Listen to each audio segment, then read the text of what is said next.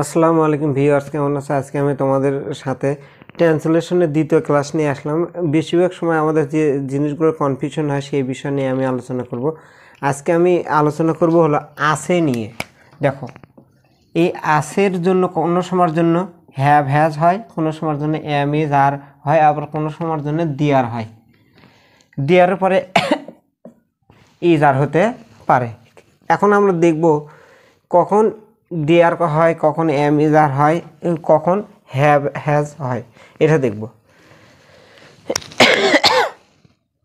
দেখো, যদি কার দ্বারা প্রশ্ন করা যায়, আমার একটি গাভী আছে, প্রশ্ন করো কার আছে, আমার। এই কার দ্বারা প্রশ্ন করলে হ্যাভ হ্যাজ আসবে। কি আসবে? হ্যাভ হ্যাজ আসবে। এখন এটা আসবে থার্ড পারসন সিঙ্গুলার নাম্বারের সাথে, আর থার্ড পারসন সিঙ্গুলার নাম্বার বাদে যত আছে সবার সাথেই হ্যাভ আসবে। তার বাবার একটি গাড়ি আছে। দেখো, কার আছে, তার বাবার, এটা কিন্তু হ্যাভ হ্যাজ আসবে। এই পাশে আসছে, দেখি তার বাবা বাড়িতে আছে। প্রশ্ন করো কে আছে, তার বাবা, এটা হলো সাবজেক্ট। অতএব এখানে ভার্ব আসবে বলে এম ইজ আর। আমি বাড়িতে আছি, সে বাড়িতে আছে, তিনি বাড়িতে আছেন। এই ক্ষেত্রে কে দ্বারা প্রশ্ন করলে যদি ভার্ব থাকে, সাবজেক্ট থাকে, তাহলে সেই ক্ষেত্রে এম ইজ আর আসবে। মাঠে অনেকগুলো গাভী আছে। এখন দেখো, মাঠে কি আছে? গাভী আছে। এই যে আছে, এই ক্ষেত্রে হবে হলো ইজ অথবা আর হবে। এখন কোথাও কোনো জিনিস বা বস্তু বা বিষয় যদি থাকে, তাহলে বাক্যটাকে আমরা দিয়ার দ্বারা শুরু করব। আশা করছি তোমরা বুঝতে পারছো। তাহলে এখন আমরা ইংরেজি করি। যদিও কার আছে পসেসিভ আছে, কিন্তু সাবজেক্টিভ ফর্ম হবে। আই হ্যাভ এ কার।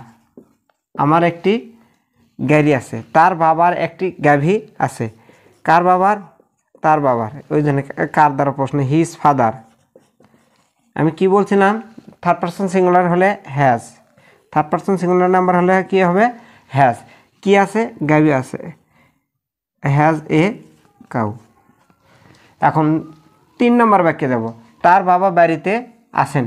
কে আছেন? তার বাবা, হিজ ফাদার। His father. থাকার ইংরেজি হলো is, third person singular is. কোথায় আছে? বাড়ির সাথে। দেখো, বাড়ির সাথে কি আছে?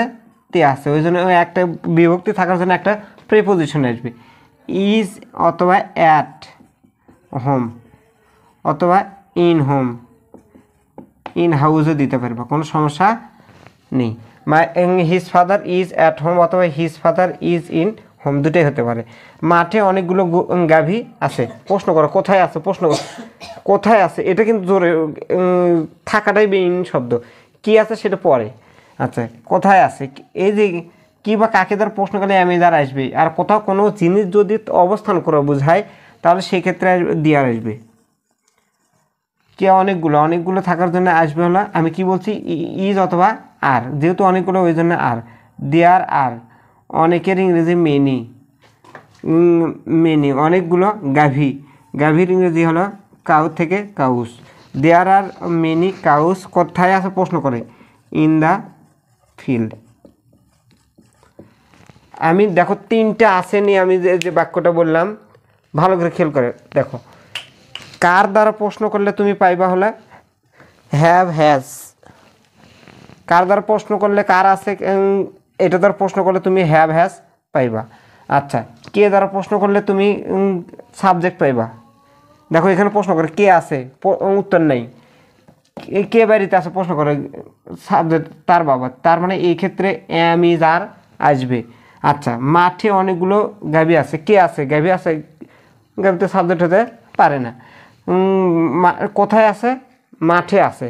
এই কোনো জায়গায় অবস্থান করা যদি বোঝায়, তাহলে সেই ক্ষেত্রে তোমার দিয়ার দ্বারা শুরু করতে হবে। আর একটা জিনিস মনে রাখবা, দিয়ার দ্বারা বাক্য যদি শুরু হয়, তাহলে ভার্বটা দেওয়ার পরে বসে, সাবজেক্টটা ভার্বের পরে যায়। তাহলে দেখো, এই যে অনেকগুলো হওয়ার জন্য মেনি আর হয়েছে, তারপর অনেকগুলো ইংরেজি হলো মেনি কাউস। কোথায় আছে? In the field. আশা করছি তোমরা বুঝতে পারছো। পরের কোনো ক্লাসে জটিল বিষয় নিয়ে তোমাদের সামনে আমি হাজির হব। সে পর্যন্ত ভালো থাকো। আল্লাহ হাফিজ।